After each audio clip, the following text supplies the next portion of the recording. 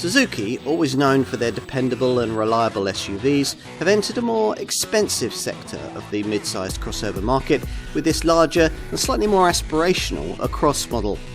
If it looks more than a little familiar to you, then that's because it's almost entirely based on a Toyota RAV4, the plug-in version to be specific. But can the Across make its own distinct mark? It's certainly one of the market's most efficient PHEVs.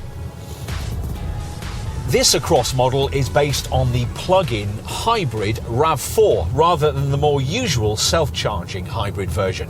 Both types of powertrain use a 4-cylinder, 2.5 litre petrol engine mated to an eCVT belt-driven auto gearbox. But with the plug-in setup, the output of both the combustion unit and the front electric motor it's mated to are both boosted to around 180 bhp.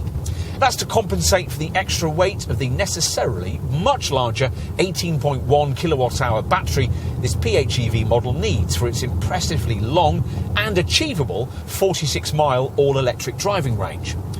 All-wheel drive is mandatory with this borrowed powertrain, so there's a second electric motor driving the rear axle and producing a further 54 bhp. Add this output to that being generated up front, and the surprisingly potent 302 bhp total makes this Across easily the most powerful car Suzuki's ever sold. You'll need to select the Sport setting from the 3-mode driving dial down here by the gear stick to really get a feel for that. Your other drive options are Eco and Normal. The alternative HV mode is more realistic for normal driving, as it runs this Suzuki as a regular full hybrid, the software seamlessly blending in either petrol or electric power sources as required. A full press on the same button connects you to a further charge mode, which sees the engine note rise as it, rather inefficiently, charges the battery when you're driving. But you don't have to make any of these driving mode choices unless you really want to, because an additional auto EV or HV mode button is also provided, which essentially makes all the decisions for you. Its choices seem effective too, because the advertised 46-mile electric driving range figure turns out to be not beyond the bounds of achievability. The WLTP rated efficiency stats are difficult to better in this class. 282.4 mpg on the combined cycle and 22 grams per kilometre of CO2, which means a super low 6% benefit-in-kind taxation rating.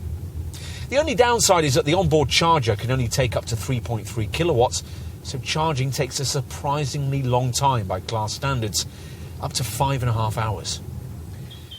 So, here we are with the grandest, most expensive car that Suzuki has ever offered. And it certainly feels surprising to come across the company's badge on the bonnet here, partly because this model is so much larger and pricier than anything else the marque sells, and partly because so much of the bodywork is exactly the same as that of a Toyota RAV4.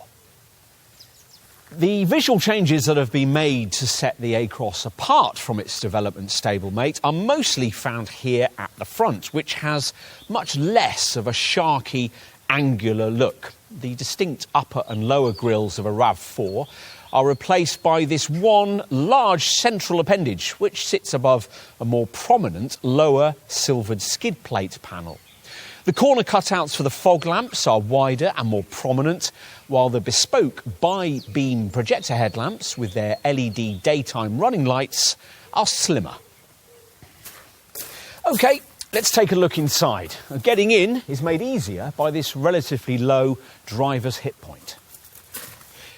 At the wheel, it's as smartly finished as the asking price would lead you to expect, but basically unchanged over a RAV4.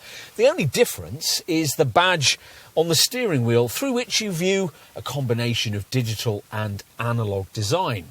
The binnacles provided 7-inch central display isn't large enough to show anything other than a speedometer, but it does have a useful centre section that can show various drive readouts. As for the analogue gauges that flank this display, well, there are fuel and temperature needles on the right and a hybrid system indicator on the left. Everything else is covered off by this 9-inch centre dash infotainment touchscreen, which covers off the usual DAB audio, Bluetooth and Apple CarPlay or Android Auto connectivity options. But rather appallingly given the asking figure here, lacks navigation. We do, though, like the neat energy monitor, which shows you at any given time what's being charged or powered by what. You also get comfortable seats, good all-round visibility, and plenty of cabin storage. Right, let's take a look at the rear.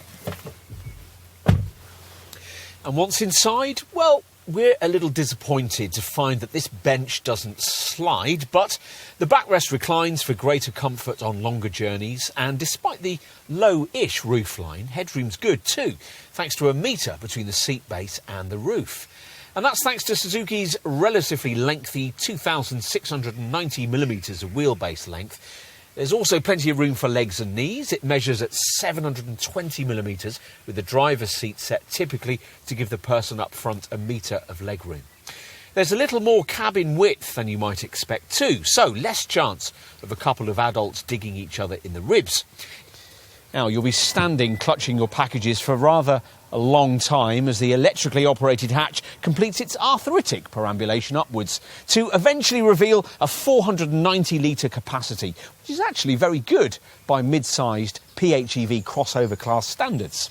And when the rear seat is folded, well, there's no fold-flat front passenger seat option to allow for the carriage of really long items, so you'll need to be satisfied with a very unremarkable 1,168 litres of total capacity up to the level of the tonneau cover. The area provided here isn't quite flat, but the designers claim that this car can accommodate a 29-inch mountain bike without any wheels having to be removed. In summary, the Across is quick, well-built and easy to live with. Plus, it goes further on its battery than nearly all its class rivals. All attributes that might endear you to this car and make you feel able to justify its price tag. We just wish Suzuki's rather individual approach to style and engineering also lay among these attributes. As it is, just about everything that's good about this car is really down to Toyota. Does that matter? Well, if you decide you'd like an Across, then you probably won't think so.